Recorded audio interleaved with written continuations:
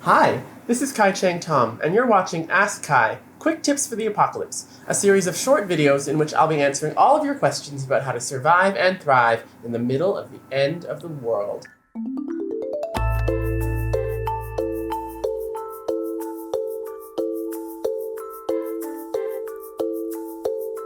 I feel sad about missing Pride this year. How can I still celebrate? Pride is kind of like queer Christmas.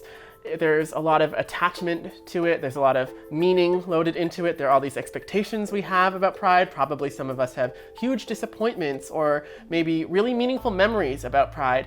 And however we feel about it, we deserve to have that thing to feel about. We queers, lesbians, gays, bisexuals, trans people, intersex folks, asexual folks, questioning folks, two-spirit folks, everyone under the queer umbrella deserves to have a day or a few days or a week where we get to reflect on what does it mean to be queer, to have or not have a queer community, to be connected or disconnected from queer ancestry. We deserve that space. And because of COVID-19, it kind of seems like maybe we're not going to have that because the noises won't be there. The throngs of sweaty bodies won't be there. The annoying but kind of fun, but like also kind of ridiculous parade won't be there. And I guess, for me, what I'm thinking about is how Pride was born in a time of crisis, when the world was on fire, when it seemed like everything was falling apart and maybe there wasn't a lot of hope. From that, a tradition was born that then grew and evolved, and we can talk about how capitalism took it over for sure,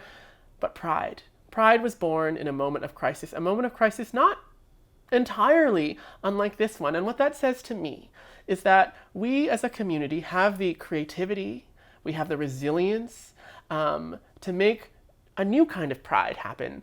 Socially distanced or quarantined or not, we have the power and the magic it takes to mark those days for ourselves.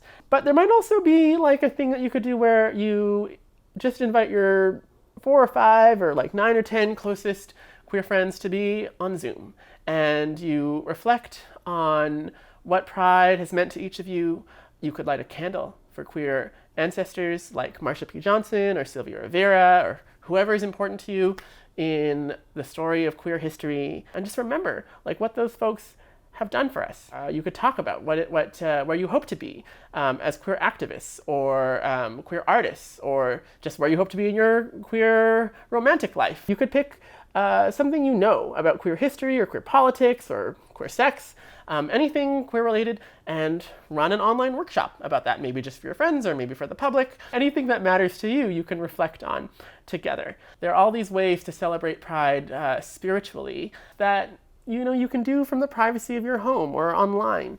I'm also thinking about how Pride started as a protest. It was a thing that was meant to change the world. And maybe that's what's feeling like it's missing for some of us. Like we're trapped and we don't have access to that revolutionary power that Pride normally brings with it. And what I'll say to that is, well, what the past few weeks have shown us is that we are hugely capable of protesting in the midst of a pandemic. Now that might mean like looking up organizations and community groups that you want to donate money to. It could be that you do decide to go out and do a protest, have a march, stage a direct action. We have already been experiencing a number of in-person protests all around the world, of course, in support of Black Lives Matter. And what public health professionals, the majority of them, said about that was, actually there are some serious social issues that affect people's health as much or more than COVID-19. So I'm not going to be the judge of which issues those are for you. If you do decide to go out there, just a suggestion to do your best to keep yourself safe and others safe by maintaining